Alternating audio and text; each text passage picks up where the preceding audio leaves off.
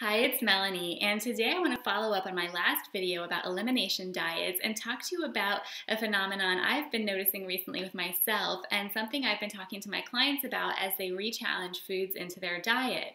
So in the last video, we talked about how elimination diets really help give you the knowledge and understanding of what's going on in your body and how your body responds to particular foods. It helps clear up any kind of confusion you have around whether or not you can tolerate certain foods, because once you take a break from them and re-challenge them later on, you'll really have that clear understanding of how your body responds to these particular foods.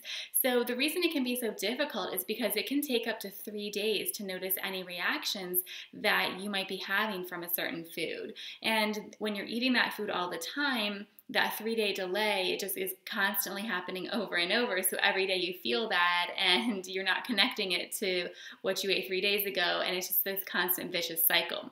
So an elimination diet is a really great tool for uncovering what's going on in that case.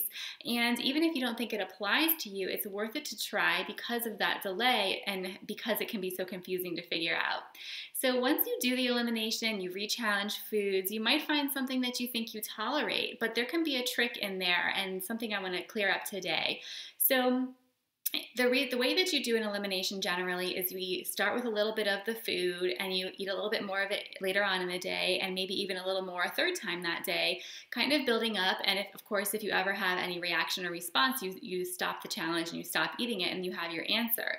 But you kind of build up slowly throughout it one day and see if you have anything happen that you notice either that day or within the next 3 days.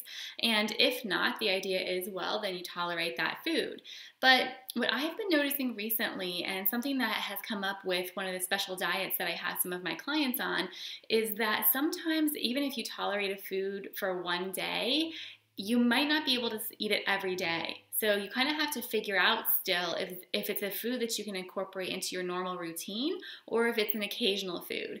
And for me, I have two foods that fall into that category. One is sheep dairy. So when I was pregnant, I was eating a lot of sheep yogurt to get calcium, and also has really good protein content as well because I'm more sensitive to cow dairy and even goat dairy.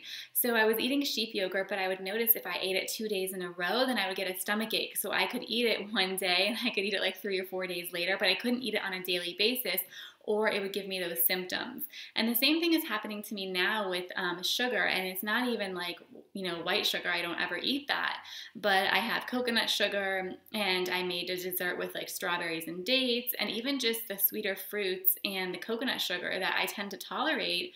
Actually, if I eat it, consistently over a few days, doesn't really sit well with me. I end up getting a migraine, and then my energy goes down the tubes, and I feel like I need a lot more sleep. So that's just something to keep in mind when you're trying to work through the process of identifying foods that work for you and foods that don't, is that sometimes it's not black and white. Sometimes there's obvious things, like for me, I can't eat eggs at all. It's an immediate, obvious reaction, and I won't ever touch them.